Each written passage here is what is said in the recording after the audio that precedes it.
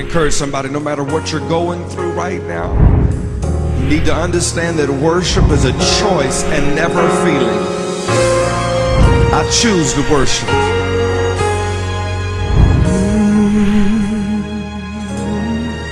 For so long I was silent. Thank you for joining me on today. Truly, this is the day that the Lord has made, and I will rejoice and be glad in it.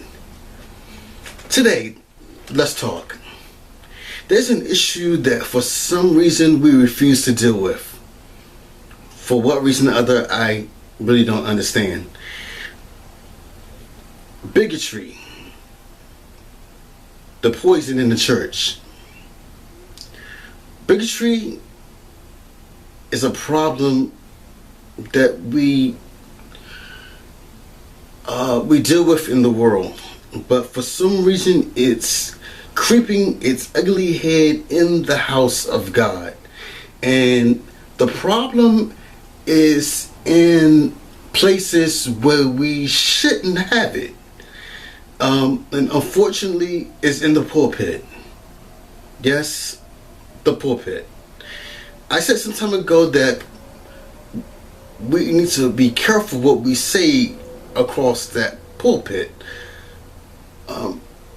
The foolishness spoken is being recycled into the political atmosphere, which in turn is infecting our society. The devil knows what he is doing, and we are playing right into his hands.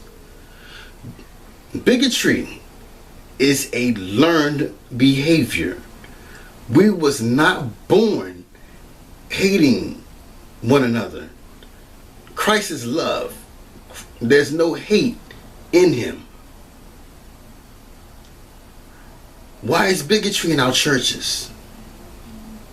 Let me see. Let me think for a minute. Because we allow it. We allow it. See, when we see stuff, we just let it fester on instead of dealing with the issue.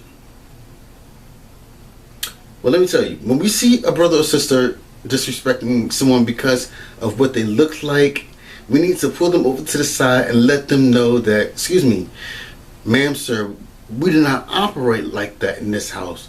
We operate in love. If the behavior continues, take it up the chain of command. We have to return love back into the house of God. And bigotry needs to be on the other side of the door. Bigotry.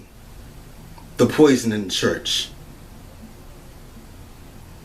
Women are the cornerstone and the heartbeat of the church. Without women, there would be no church. So I'm asking men, kindly stop the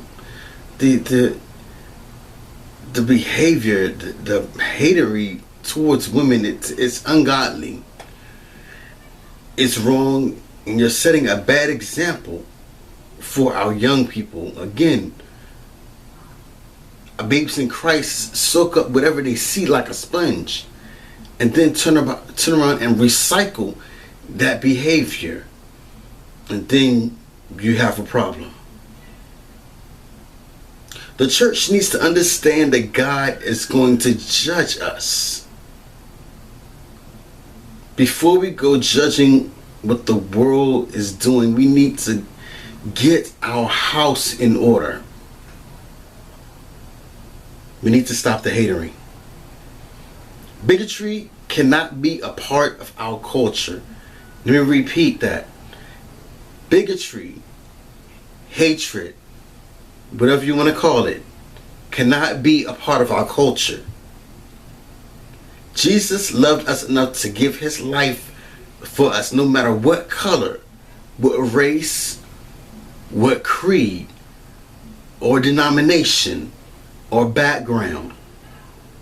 He died for all of us, so that we may have a right. to the tree of life. We got to stop the bigotry that's going on inside of the four walls of the house of God. It's ungodly.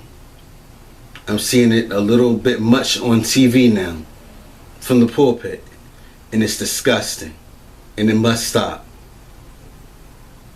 We're wondering why we seen, there was on the news today where a church was literally destroyed by a tornado. We think that we're safe from God's wrath, and we're not. We need to stop the bigotry that's going on in the house of God and love on our people. Jesus loved us.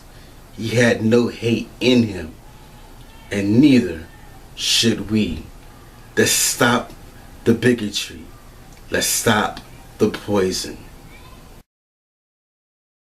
Right in the midst of my test, yes I am. God, I'm gonna give you the fruit of my lips. Gonna give you glory, yes I am. Oh yeah. Now, come on, just make this declaration with me right now. Just say, I'm gonna worship.